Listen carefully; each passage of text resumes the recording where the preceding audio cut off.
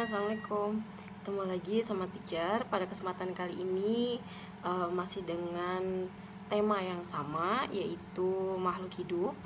Namun berbeda dengan video-video sebelumnya. Pada kesempatan kali ini kita akan sama-sama belajar kembali mata pelajaran bahasa Indonesia. Kita akan mengulas kembali tentang ciri-ciri dari makhluk hidup. Seperti yang kalian sudah ketahui, ciri-ciri makhluk hidup adalah bernafas, bergerak, lalu berkembang biak.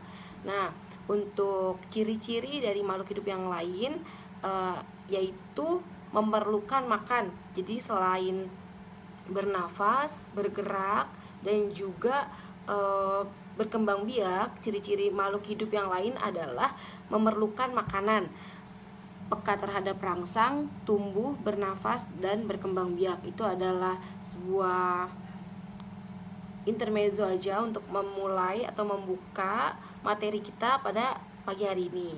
Oke, anak-anakku sekalian, di tema 1 ini kita akan terus mengulas tentang ciri-ciri makhluk hidup.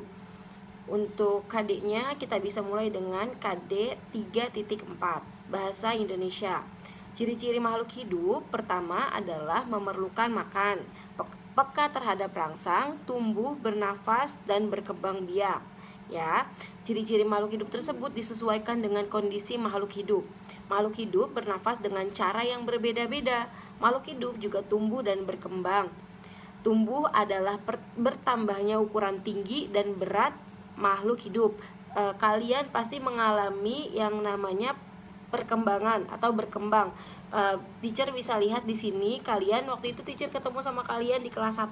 Sekarang kalian sudah kelas 3. Dulu teacher ngelihat kalian ada yang giginya ompong, sekarang giginya udah tumbuh. Ada yang dulu kecil sekali, sekarang sudah tinggi. Nah, itu tandanya kalian berkembang, ya. Itu merupakan ciri-ciri dari makhluk hidup. Yaitu bertambahnya struktur dan fungsi bagian tubuh makhluk hidup. Tadi ya yang teacher bilang, yang tadinya ketemu sama teacher ompong sekarang udah ada giginya, itu tandanya kalian berkembang. Ada lagi contohnya ikan kecil. Lama-kelamaan ikan tersebut akan tumbuh dan berkembang menjadi ikan dewasa. Ada juga katak. Katak juga mengalami perkembangan, dimulai dari dia tuh bertelur, ya, bertelur terus jadi anak katak tuh bisa disebut sebagai berudu atau misalnya kecebong, ya, dari kecebong terus tumbuh menjadi katak kecebong kecil, kecebong berkaki. Terus ada juga anak katak, ya kan, ada yang kecebong berkaki 2. Setelah itu dia berkembang menjadi katak anak katak, terus berkembang menjadi katak dewasa. Katak bernafas menggunakan paru-paru dan kulit, seperti itu. Nah, kita manusia bernafas menggunakan paru-paru. Kalau ikan bernafas menggunakan insang. Terus ada lagi kalau misalnya ciri-ciri makhluk hidup yang lain itu selain berkembang biak, ada juga makhluk hidup itu memiliki kemampuan peka terhadap rangsang yang ada di sekitarnya. Sebagai contoh, kalau kalian tahu ada tumbuhan putri malu. Nah, putri malu itu ketika kita sentuh, dia itu akan menguncupkan badannya seperti itu, ya.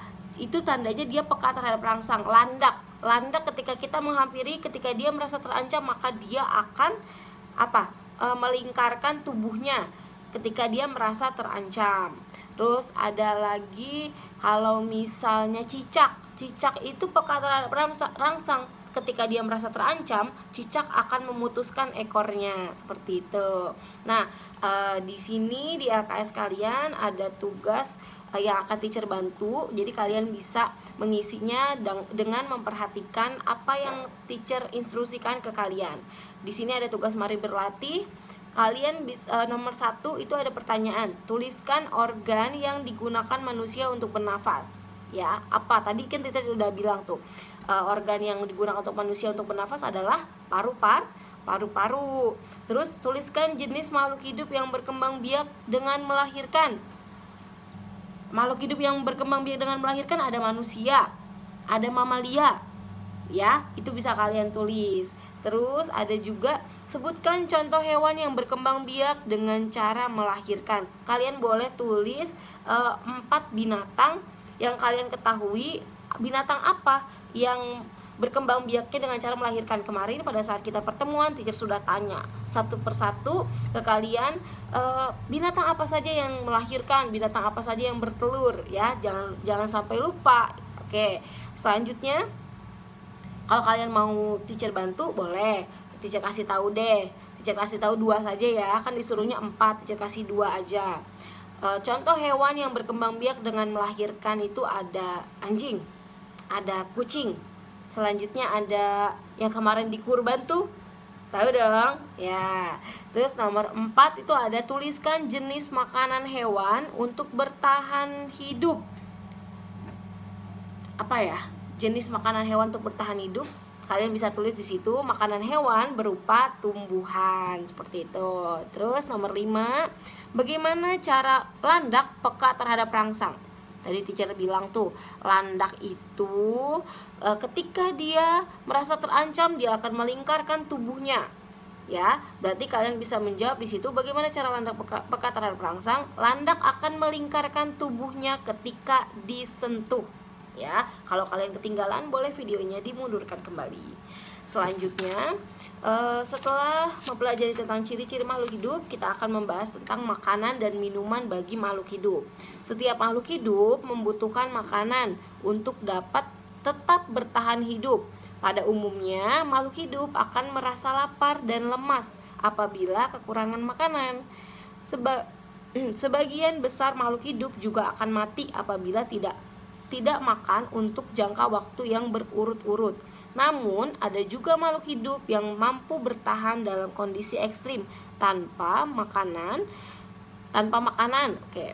Jadi ada makhluk hidup tuh yang bertahan dalam kondisi ekstrim tanpa makanan untuk jangka waktu tertentu dengan melakukan teknik tertentu.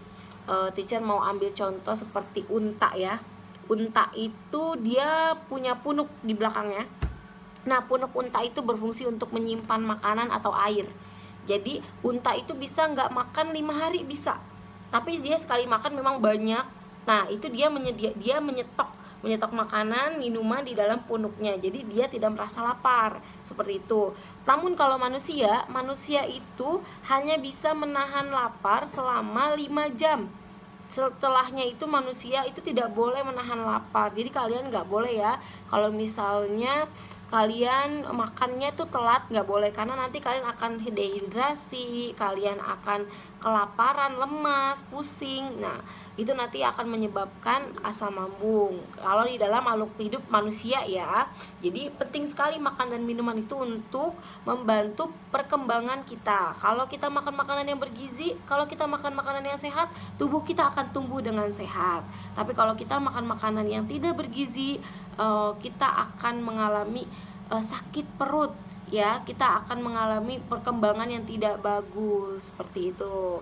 Nah, teacher akan kembali membantu kalian untuk mengisi tugas mari berlatih. Di situ ada pertanyaan, kalian simak ya di buku kalian ya. Mengapa makhluk hidup perlu makan dan minum? Jawabannya untuk bertahan hidup. Lalu nomor 2, apa akibatnya jika makhluk hidup kekurangan makanan? Jawabannya, makhluk hidup akan merasa lapar dan lemas jika kekurangan makanan. Yang tadi teacher bilang ya.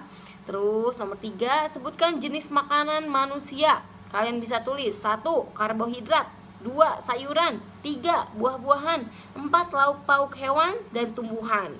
Kelima, ada air. Penting sekali air untuk perkembangan tubuh kita ya. Jadi kalau kalian kurang minum, itu kalian pasti akan dehidrasi. Dehidrasi itu akan menyerang tenggorokan kalian, itu akan kering seperti itu. Jadi kalian jangan sampai kurang-kurang minum. Sebutkan contoh nomor 4 ya, sebutkan contoh hewan pemakan segala. 1, tulis. Ada monkey, monyet, orangutan, beruang, dan tikus. Itu merupakan hewan yang pemakan segalanya. Dia bisa makan daging, bisa juga makan tumbuh-tumbuhan, seperti itu. Nomor 5, apa kebutuhan makanan untuk tumbuhan?